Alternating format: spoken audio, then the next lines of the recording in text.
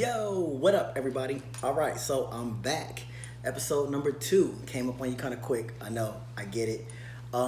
First off, let me just jump back to episode 1. Let me give you guys a little bit of background information about episode 1.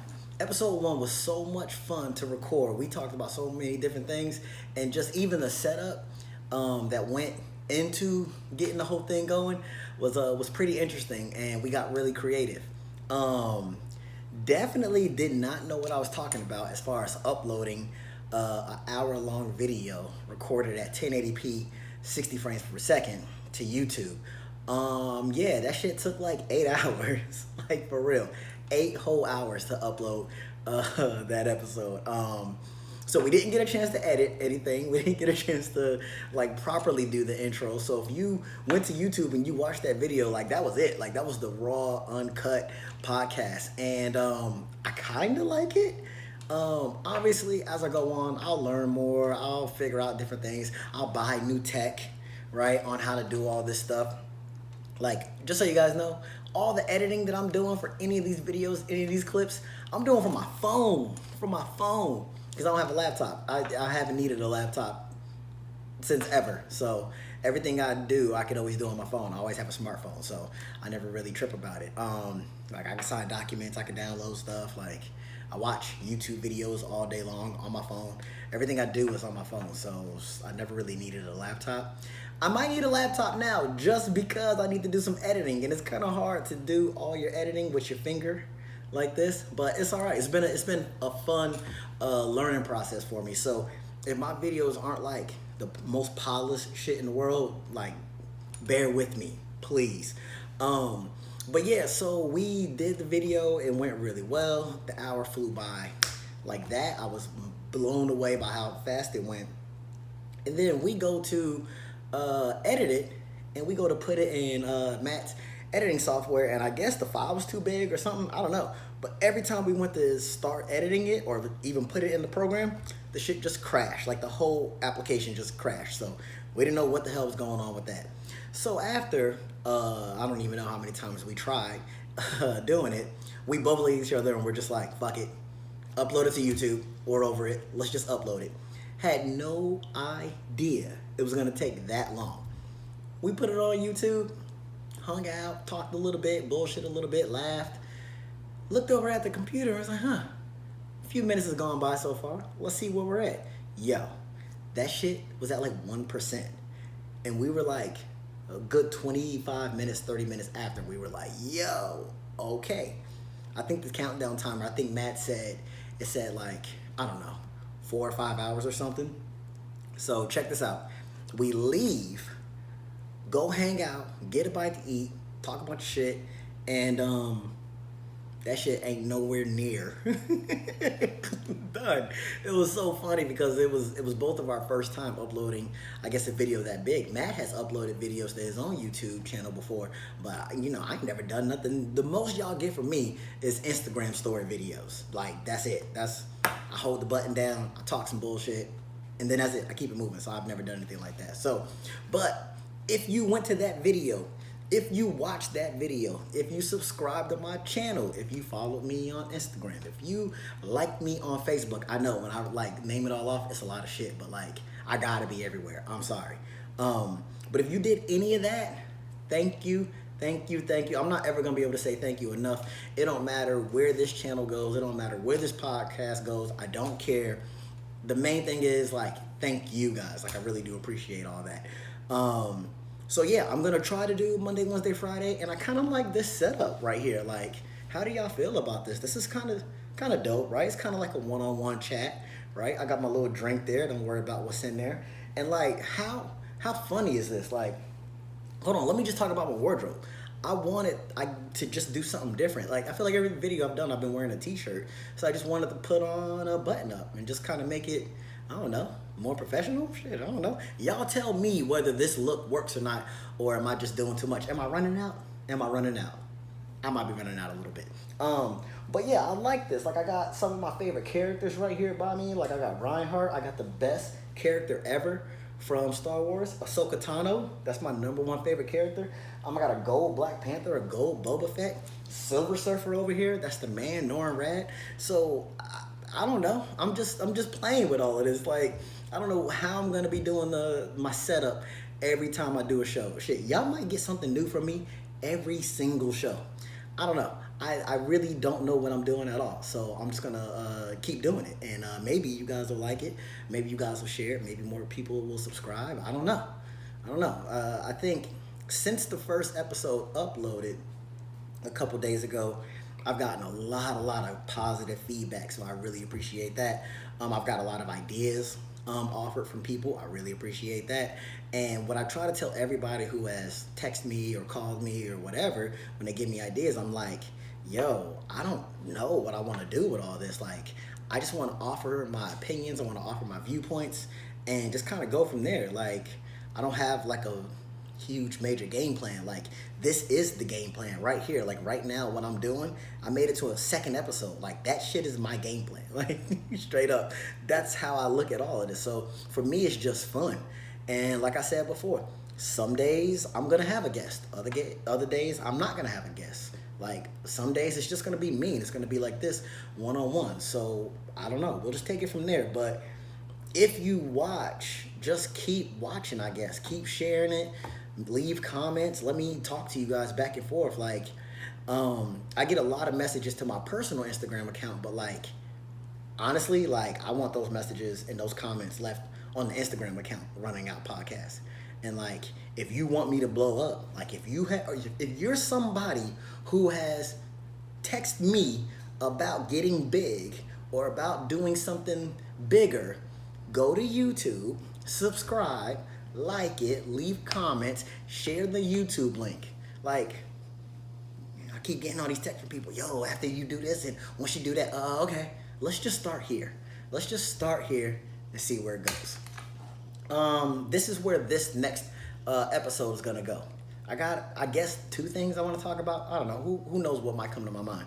The first thing I want to talk about is Lion King. The second thing I want to talk about is nothing to do with comics, nothing to do with movies, nothing to do with music. It might have a little bit to do with music, but it's a word that means a lot to me and has meant a lot to me for a long time, and that word is leadership. So I got a lot of viewpoints on leadership, but first, let's just jump into The Lion King. Okay, so I went and saw it yesterday, and I mean, it wasn't bad. Here's the thing, it wasn't bad, and I think that if I never saw the original Lion King, I probably would have enjoyed this like a million times more. So like, I'm in there and I'm watching it. Sorry, get my little green drink over here. But I'm watching it and I'm like, oh, okay, cool. Like, I remember that from the original. I remember that from the original. And, you know, I told somebody today, they asked me what I thought about it. And honestly, here's the thing. It was good, but it wasn't magical, right? It wasn't magical. When you watch that first Lion King, when I watched that first Lion King, that shit was magical. Like, the voice acting, there was so much emotion, and the way they sung the songs, it was just like, man, that shit was so good.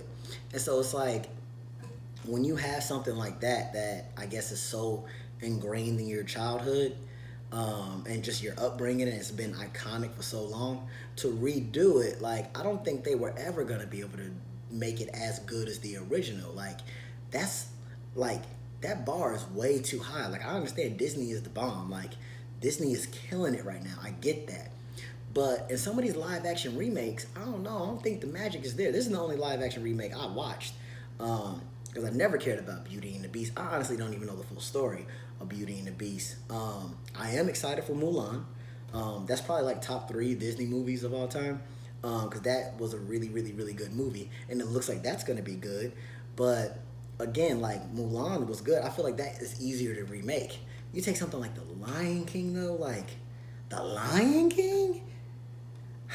Jon Favreau is the man. I mean, Donald Glover is the man. Like, she's Beyonce, right?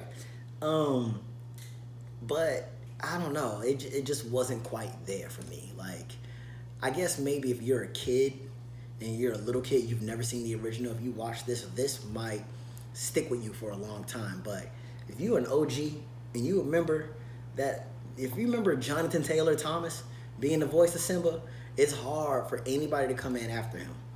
All the voice acting was pretty good, but like even the way they said some of the lines, like y'all remember when like Simba is out and like he follows Rafiki. First, let's go back to Rafiki. You remember when Rafiki goes to find Simba and he's like, follow Rafiki. He knows the way. He didn't say that in the movie. He just kept saying, follow me, follow me. No, no, no. Not follow me, follow Rafiki. He knows the way. That's what I wanted to hear. So when I didn't hear that, I was disappointed. But you guys know when Simba and he's like a cool adult and everything, and he's following Rafiki, and he goes to talk to Mufasa, and they're up. Mufasa's up in the sky and everything. You remember how he's like, remember, and then it's like, remember, and it's like really like deep and long. I know it was still James Earl Jones in this movie, but it wasn't the same. It was more like, remember, remember. No, I don't. No, I wanted remember. I wanted that powerful shit. So I didn't really get it with that. Scar was phenomenal. I can't pronounce the guy's name. I know who he is. I watch everything that he's in. I can't pronounce it, so whatever, sue me. And a year from now, when I'm bigger and I like rehearse for these kind of things, I know how to pronounce it. But right now, I don't know how to pronounce it. But he was great. Even like the animation for Scar was like menacing. Like Scar looks scary as shit. Like you don't want to run up on Scar any point in time. So he looked really good like a villain. That was good. The hyenas, they kind of switched it up a little bit, but overall it was good and made him really menacing.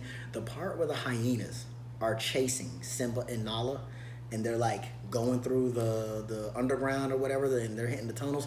Yeah, that shit looked good. Like those hyenas look terrifying. Like I was like, oh man, that's some really good animation. But I mean, once Donald Glover got involved and it was like the adult Simba, it was better because I could say that he did a better job than whoever that guy was who played Simba as an adult. Like Donald Glover was really, really good.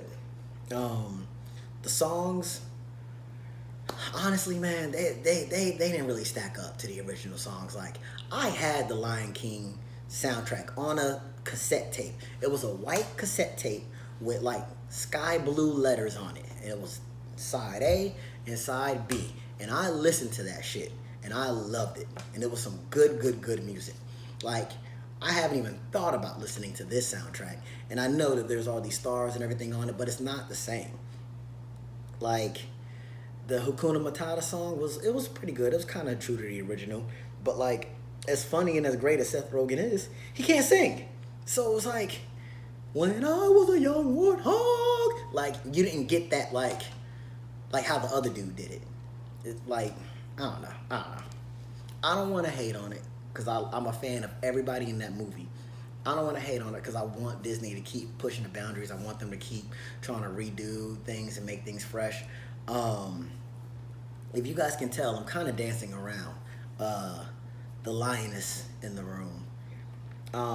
Okay, listen, fuck it. I'm just going to say it. I'm just going to say it. I don't care. Y'all can come crucify me. I don't give a damn. F this. Listen, Beyonce was trash in this movie. She has no emotion in her voice whatsoever. No emotion. She's the most monotone, boring ass voice actor of all time. I get it that she's Beyonce, but she's not the person that should have been in that role. Like, I had no attachment at all. Y'all remember when Nala pins him and she's like, pins ya, right? And then like they tussle again and then she's like, pins again. Like, I love that. This time it was, pins ya, pins you again. No, like that's not how it's supposed to be said. No, Beyonce, no. I want it pins again, not pins ya again. I want it pins again. Let me get that. So I didn't get that, and once she didn't say it like that, I was like, all right, I'm over this now. It was just no emotion in her voice. But what are you talking about, Simba? You're the rightful king. Scar has taken over. Huh? No, Beyonce, no. There's a part where at the end, the climax, she's like, lions, attack. No, like you don't even need to say that. I can't remember if they said that in the actual movie or not, but that didn't work for me at all. I started laughing at that part because I was like, "Are they Power Rangers? Like, are they the Ginyu Force? Like, what is this? Lions attack! Of course they're gonna. Of course they're gonna attack. All of Pride Rock is in a war right now. Lions versus hyenas. You think they're just gonna sit there and let somebody get his ass whooped by everybody? No, of course they're gonna jump in. We don't need you to say lions attack. That's almost worse than Rick Flag in Suicide Squad saying, "Now's the time. Her heart's open." Thanks, Rick. Appreciate that. Thanks a lot, buddy. So that I don't know. Not a bad movie, but definitely not the original. So if you have kids and you want them to experience The Lion King, show them the animated movie, show them the real movie so they can get a real feel for it. Again, Jon Favreau. I think he directed it and produced it. He is the man. He's the man. He does everything he does is great, right? Donald Glover, great. Dude who plays Scar with a complicated name. Phenomenal, but he's good in everything, right? Everybody did a good job. I kind of didn't like John Oliver, kind of, and I'm usually a fan of his, but that's neither here nor there. Like, Zazu was Zazu, whatever. Everybody was good, but I think where you could have had someone play Nala and it would have really, drove it home, it lost me with Beyonce as Nala because, golly, she don't have no type of range at all. She just has that Houston accent, and it's just the most boring. Everything she says is so scripted. It's like she's reading off of a piece of paper. I wasn't feeling it. So, go see it if you want. It's done pretty good in the box office. It's not the original, so whatever. Beyonce, nah. And listen, Beyonce, I get it. She's the queen. She's, in my opinion, greatest performer of all time, right? She can sing, she can dance, she can do it all, right? I get all of that. But we all need to just have a global intervention with her and say, Beyonce, you can't act. And you definitely cannot be a voice actor. That shit ain't cutting it. So, whatever. I was really disappointed in that movie. Not because it was so bad, but I was just disappointed because I wanted the magic. Didn't Disney movies used to be all about magic? They make you feel man, this is amazing. Side note, I tell you what does look really, really good. Maleficent Part 2, whatever the title is. That shit looks really good. I saw the preview for that in there, and I was like, I want to watch that more than I want to watch The Lion King. Because the first one was good. And disclaimer, I had no idea who Maleficent even was. I'm not a big Disney fan like that. I know the classics, but I had no idea who she was. So when I watched the first Maleficent, I was like, oh, okay, I get it. But this next one, I need to see that. I 100% need to see that. So I think that's going to be really good. But yeah, overall, new Lion King. If it was on a grading scale, I would say it was a C, a solid C, not a C minus, not a C plus, definitely not a B, definitely not an A, right? But a solid C, maybe a C minus. I don't know. The more I talk about it, the more I realize I didn't really like that shit. So I don't know. Maybe it's a D. I don't know. But yeah, so let me switch gears a little bit and talk to you guys about what I really wanted to talk to you guys about and what I really want to share some thoughts about. And like I said, it's that word leadership. So for me, I don't know when, but at some point in my life, that word became really important to me. And I know that I was young. I know that I was still in school, and it just became a really important word. And I think at first I kind of struggled with understanding what leadership is, what's real leadership, or what's real leadership in my book, right? And I used to think leadership was just being out front, right? You're the person in front.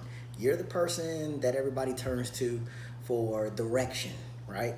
You are direct, you are concise, you can make a decision, boom, you go. And I think that's kind of where it started coming from, was just that part of leadership. And I think realistically, if I back all the way up and if I think about my family, if I think about growing up, especially like on my mom's side of my family, my dad's side of my family is great too, but I spent more time with my mom's side of the family, and my family is very direct, right? Like, we be running out. We're very direct. We do not, hold our tongue at all. And I think for me, leadership started developing for me because of the way I was raised and the people I was raised around, right? So since I could have a voice, and since my mother is the woman that she is, she's like probably the strongest woman ever, right?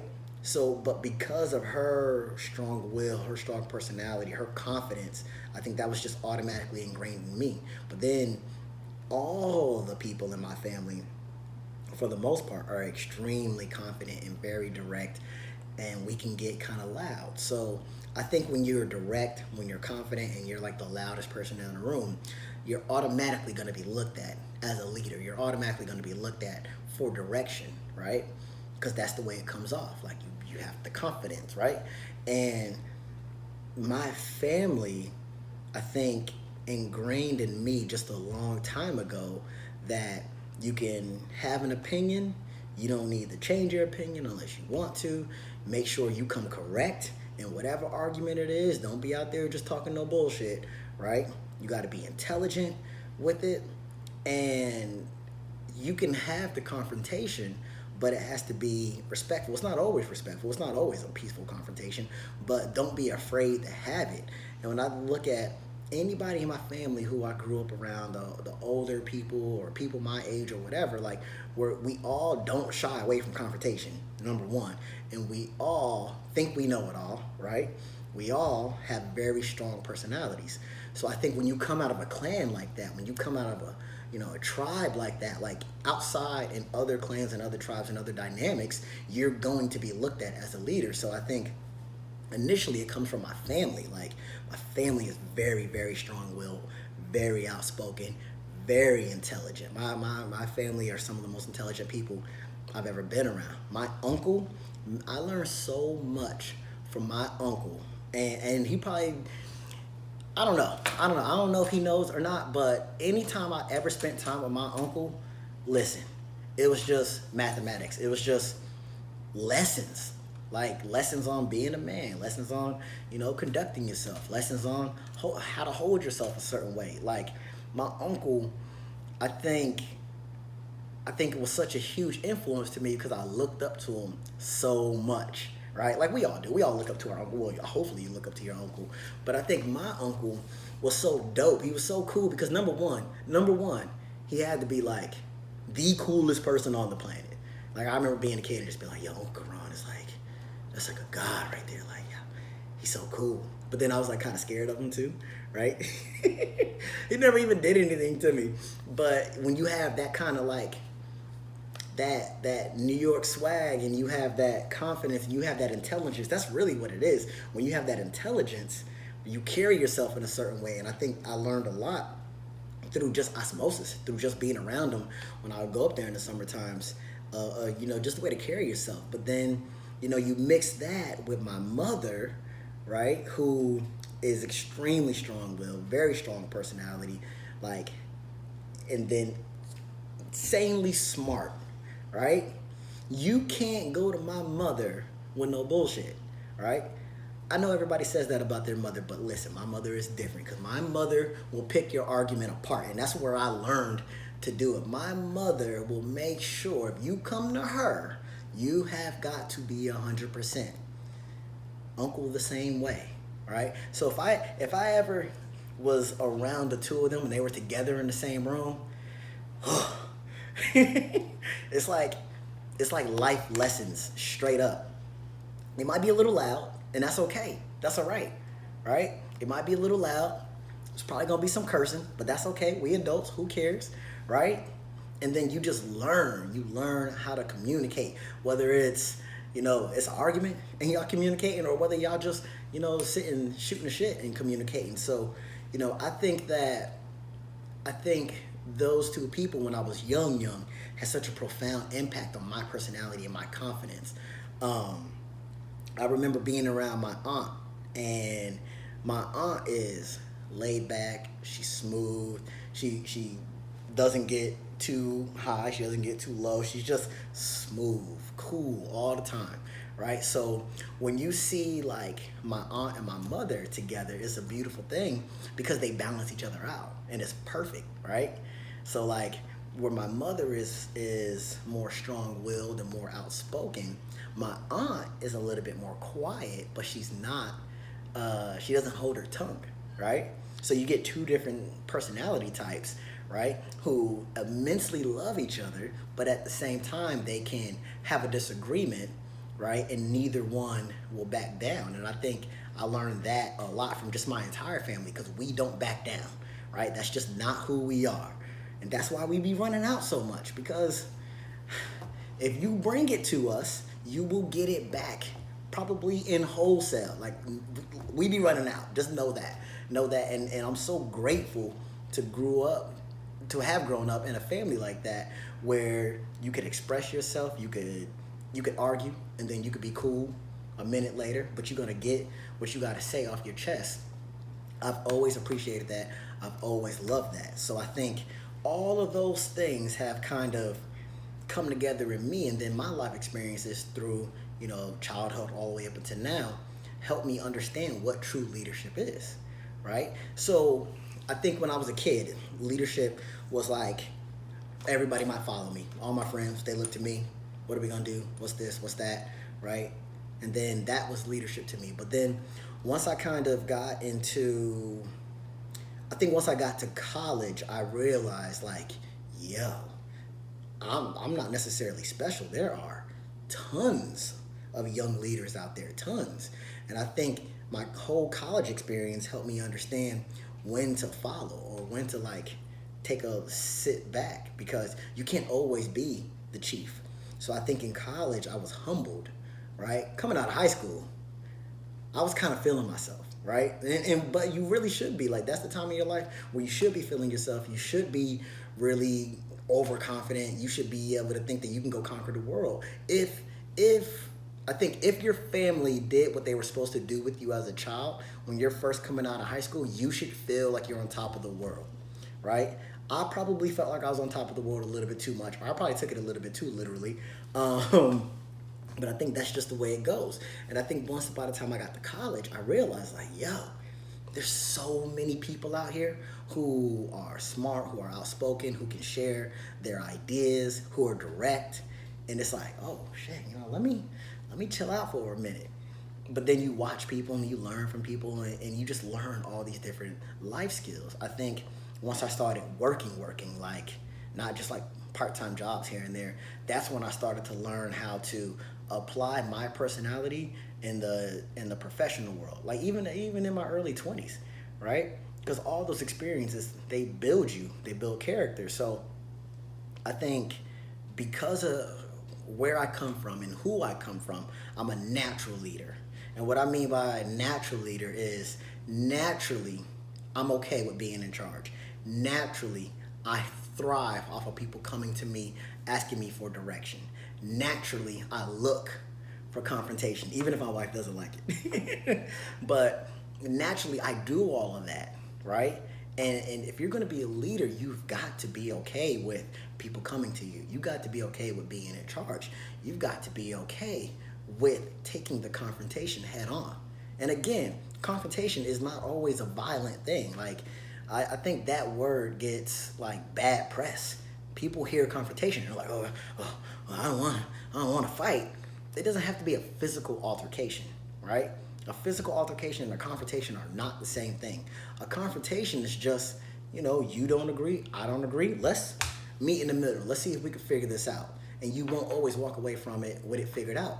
So I think in leadership, you got to be okay with taking the confrontation head on, right? I don't think there's any good leaders out there who are afraid of confrontation, right? Like, that doesn't make any sense to me. You gotta be okay with it. So since I come from where I come from, since I was raised by who I was raised by, I'm comfortable in all those situations. And I think that's what makes me a natural leader. right? I think my entire life, somebody older and smarter than me has told me I have natural leadership qualities, or oh, he's a natural leader, right? You see me on the playground, the kids are, maybe hanging out with me, or, if I'm in a big group, I got the biggest mouth, everybody's looking at me, right? Center of attention is one of those things too, right? I don't think you have to be center of attention to be a good leader, though. Like, I think that's just a personality trait that could work in your favor, but it can also work against you. And I think once I started working, right, and I started being put into professional leadership positions, that's how I started to learn and grow the professional side of it, right? Because one of the reasons I want to talk about leadership is because it's not a word that's used a lot, right? You hear about motivation, dedication, consistency, like you hear all those kind of words, but you never really hear leadership, right? What is it? How can you apply it to your personal, your professional life, right? So I think that's why I'm so passionate about it, because once I started to work and I started to figure out who I was as a leader professionally, I feel like I started getting even more obsessed with the word and what the word meant. Professionally, I remember a time where, I would not hold my tongue. I would just say whatever I wanted to say. If you did something wrong, I'm just going to let you know, right? And I didn't care about my delivery, right? Some really strong, amazing leaders helped me develop those parts of my of my leadership style, and just taught me about tone of voice, taught me about the volume I speak at, taught me about you might talk to one person one way, one person the other way. Like before, I just talked to everybody the same. Like I didn't care, because I used to think that, well, this is my message, right? I'm not going to alter my message for you. I'm not going to do that. But in the professional world and in the personal, you kind of have to. If you're going to be a really good, effective leader, you got to be able to cater your message. And not only the message, but how you deliver the message. That's something else that I feel like I never hear people talk about. You always hear about the content of the message, but you never hear about how to deliver the message, right? You don't hear enough people talk about how important eye contact is. You don't hear people talk about how important it is that if you're leading someone or if you're giving them feedback or whatever, like it's easier or it's more well received if you're on the same level as them. Like you shouldn't be standing up and they're sitting down, or vice versa, right? You should, if you have a desk, you should come around your desk, sit side by side with them, right? So I think a lot of that stuff isn't talked about a lot. I know it's out there. Everything is out there in this world. Like you could go Google anything. You can go YouTube anything. So I get that, but I'm talking about in our real lives, everyday life. If you're the type of person that is seeking to make yourself better constantly, really ask yourself, when was the last time you watched a motivational video and like the next video was a leadership video? It don't happen. You know how I know? Because I've done it. But I think once I started learning how to develop and how to deliver my message, then I think I started seeing results. And I think that's when people started really kind of being attracted to my leadership style, being attracted to my personality, right? So for me, I'm so passionate about it because through leadership, you can change your life. Through leadership, you can change someone else's life. That's a bigger deal, right? You can, if I have a conversation with somebody and it's about whatever, but either way, by the time they get done talking to me, they feel better, they feel relieved, they feel motivated, right? That's leadership. That's what leadership is, right? That's what it's all about. You should be all about making people you care about better. What do I mean by better? Okay, so better is, if you're looking at it in a professional world, you might be more marketable. You might help them discover talents or develop talents in themselves that help them go on and do their next opportunity and excel at it, no matter what it might be. They might go on and start their own business, and they might say, you know what? I worked with Nigel for a year. He taught me this, this, this. I'm going to now apply that. They might go apply at another job, and they might do something else. And they might say, you know what? I worked for Nigel for 6 months. Learned a lot from him. I'm going to try it here. Now they're going to move up there. So that's what it should be about. If it's in your personal life, you want to make people better, right? You want to make your friends better. You want to build your friends up, right? You want to motivate them. You want to lead them, right? You want to lead them so that they do better, right? If you're in a relationship, you want to lead in a way where you are motivating your spouse, boyfriend, girlfriend, whoever, to get better, right? The people closest to you should feel so comforted and so motivated and challenged when they get done talking to you in your personal life. That to me is what leadership is. Yes, there are hints of motivation in there. I understand that. I get that. But for me, at the core, I'm leading. I will never stop leading. Hopefully, I'll always get better with leading, right? So you guys can see I'm passionate about it. I love this shit, man. I really do, because I feel like a true leader, right? I don't think you can learn that. I think you can learn leadership qualities. I think you can learn certain aspects about leadership, but being a true leader, I think you have to be born with that, right? Or at least born in an environment where that little character trait is nourished and then it flourishes later on. That's the whole reason why I told you guys about where I come from and the people I come from. I think it was in me already, but because of the way I was raised, because of the people I was around when I was a kid, it was allowed to flourish, right? So I think that's what it means. You got to be able to help people, but not just help them by liking something or, oh yeah, don't worry, you'll get them next time. No, you got to challenge people, right? You got to challenge their thought process. You got to challenge their limits, right? You got to be there for them, right? Even if it's, your friend had a really shitty day, right? And you're just talking to them. Sometimes it's good to just let them vent. Just let them get it all out. Other times you need to take charge of the situation and just say, yo, this is what I think, right? Take it with a grain of salt if you want, but I've been through something similar and I think this will help, right? So realistically, really what I'm saying is, as we're young and dumb, like we might be know-it-alls. Like I'm a know-it-all, right? Like I don't think anybody would ever question that. But it's almost like having like a little power where it's like, yeah, I'm a know-it-all, but how am I going to use that, right? I know that I can convince people. I know that I can, sell somebody on something, right? By me being a know-it-all, by my confidence, the way I carry myself, the way I deliver a message. I know that. But now how can I take my know-it-allness and just alter it and nurture it so that it's not me just trying to one-up everybody? What if it's, I just want to help you, right? I've seen something like this, or I've been through that exact thing. Let me help you. Let me offer some type of, genuine opinion. All of that to me is leadership, right? One of my favorite things in the world is if someone who used to work with me reaches out to me out of the blue and says, hey, I'm doing this. I was thinking about when you did something like that. Can we talk about it? Or, hey, I had a few ideas. Or, hey, I've been struggling. What do you think about it? I love that. I thrive off of that. What's funny is a couple weeks ago, my wife and I were having a conversation, and we were talking about confrontation. And we were talking about, just kind of, really I was talking about it more. Really, it was more me. But I was talking about confrontation and how it makes me feel.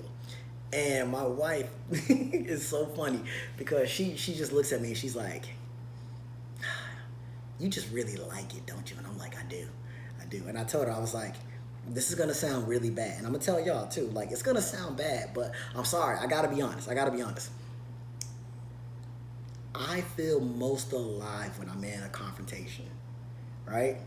If I'm arguing with somebody, I am thriving, right? I feel like I am my best human form if I'm in a confrontation with somebody. If I'm arguing with somebody going back and forth, oh, love it, right? I don't know if that's bad or not. I don't care. That's who I am. That shit is fun to me, right? It's the ultimate feeling to me, right? If I can be in a confrontation with someone. And again, confrontation does not mean violent altercation, right? It could be It could be verbal sparring. It could be a debate about something. Again, one of my most lit group chats, we have the best confrontations. Oh man, they're so good. And sometimes I want to punch one of them in the face, but I don't, right? Well, I can't because they live all really far away. But I wouldn't. But it's just fun to me to engage like that, right? If I'm with my boys and we're arguing about hip hop or whatever, right? I love it. I thrive off of it, right? So the flip side of that coin is when I can motivate, help, lead someone, right? If I can have that conversation with somebody and I can offer some type of genuine positive advice, I love that shit. I thrive also off of that shit. I guess realistically what it sounds like is I think I just like talking to people. Right? It doesn't matter how I'm talking to them. It could be in a positive way, it could be in a negative way. I don't really care. Right? I could be cursing you out. I could be bigging you up. I just love doing it, right? Because I got such a big mouth, right? But I like to invoke like positive emotions from people. So to me, again, that's what leadership is. Leadership is taking control or helping somebody get to somewhere, right? I love that shit. If you ever need some motivation or something, or you want to hash something out, or if you just want to argue, please hit me up. No, I'm just kidding. But I think that's why leadership is so important to me. So, I'll be 35 in a few weeks, right? So I've been in a professional leadership position now since I was 21. So it's not 24 years worth of experience, but it's more than 10, right? And I think I've learned a lot because I've led a lot of different people all over the country, right? I've been in charge all over. And I have failed with people's personalities and my personalities clashing because I wasn't mature enough or wasn't aware enough to know that I should deliver my message in a different way. But then I've been really successful too. So I think with that, when you get a chance to work with as many people as I have, and it's not a lot, it's not the most people in the world, right? But it's probably more than the average person, right? So when you get a chance to do that, you really learn a lot about yourself. Like if you go into a new environment and you're expected to lead without having any type of pre-existing relationship, you gotta adapt quickly. You have to be able to take in all that information quickly to understand people's personalities, how people talk to each other, how people communicate with each other, what's their body language like. You got to take all this stuff in and you got to start developing your message, right? You got to start developing your leadership style or your vision for them, right? So for me, I love that kind of stuff because I think at this point I'm self-aware to know that sometimes when I say something, it can come across the wrong kind of way. I talk fast. I usually move fast if I'm at work. I'm very sarcastic and I joke 99% of the time and people can't tell if I'm joking because I can keep a really good straight face, right? But I know all of that about myself, so I have to be able to give people that disclaimer, right? So a lot of people have told me, I can't tell when you're joking. And then I always follow it up, well, you'll know when I'm being serious. And then anybody who knows me, who's standing there goes, no, yeah, you'll know. Right? So I'm gonna joke with you, I'm gonna build you up, I'm gonna try to lead you to wherever you're trying to get to. But at the same time, I have to be able to be firm and hold people accountable and make sure I'm following up the right way. So again, all of that to me is all leadership, right? So it's just a really important thing. I just challenge everybody out there to just think about leadership like on just a daily basis. Just, tomorrow. I know tomorrow's Saturday. A lot of y'all ain't going to work tomorrow, but that's okay. Think about leadership in your life, right? I think, and not to knock any parents because clearly I'm not a parent. Clearly I'm not going to be a parent.